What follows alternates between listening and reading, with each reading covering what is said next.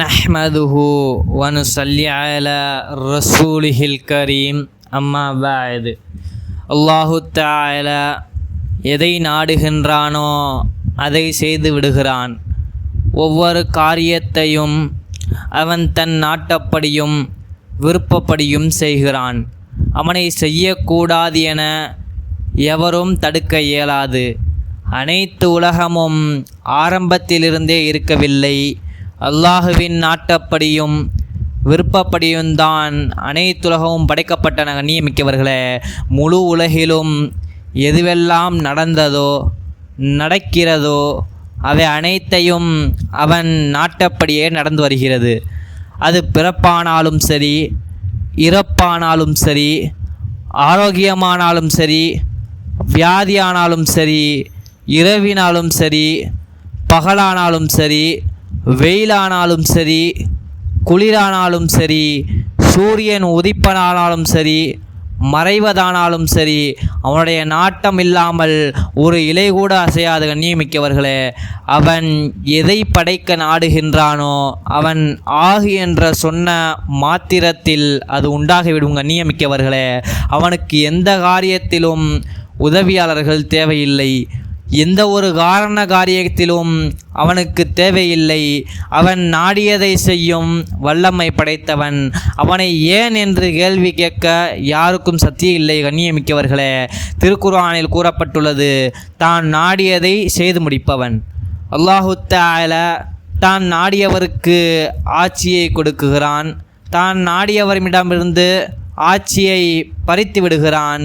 தான் நாடியவருக்கு கண்ணியத்தை வழங்குகிறான்.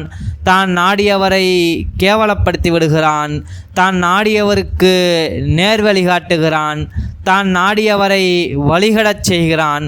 தான் நாடியவருக்கு ஆண் குழந்தையை கொடுக்குகிறான். தான் நாடியவருக்கு பெண் குழந்தையை கொடுக்குகிறான்.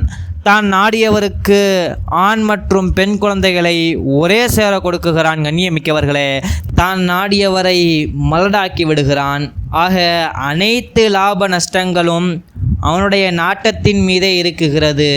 அவனை யாராலும் நிர்பந்திக்க முடியாது. கண்ணியமிக்கவர்களே, திருக்குர்ஆனில் அல்லாஹ் கூறியுள்ளான், எந்த தூதரையும் அவருடைய சமுதாயத்தின் மொழியை கொண்டே தவிர நாம் அனுப்பி வைக்கவில்லை. அவர்களுக்கு அவர் விளங்கி கூறுவதற்காக. எனவே அல்லாஹுதான் நாடியவரை வழிதவரச் செய்கிறான். மேலும் தான் நாடியவரை நேர்வழியில் நடத்துகிறான். அவன் மிகைத்தவனும் ஞானமுள்ளவனாகவும் இருக்கிறான். கண்ணியமிக்கவர்களே, குர்ஆனில் கூறப்பட்டுள்ளது, வானங்கள் மற்றும் பூமியின் ஆட்சி அல்லாஹுக்கே உரியதாகும். அவன் நாடியவற்றை படைக்குகிறான். அவன் நாடியவர்களுக்கு பெண் மக்களை அன்பளிப்பாக கொடுக்கிறான். இன்னும் அவன் நாடியவர்களுக்கு ஆண் மக்களை அன்பளிப்பாக கொடுக்குகிறான். அல்லது ஆண் மக்களையும் பெண் மக்களையும் கலந்து கொடுக்குகிறான். அவன் நாடியவர்களை மலடாகவும் ஆக்கிவிடுகிறான்.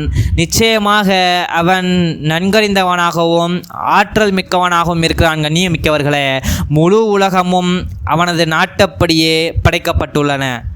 மேலும் அவன் எப்போது நாடுவானோ அப்போது அதை அழித்து நாசமாக்கி விடுவான்.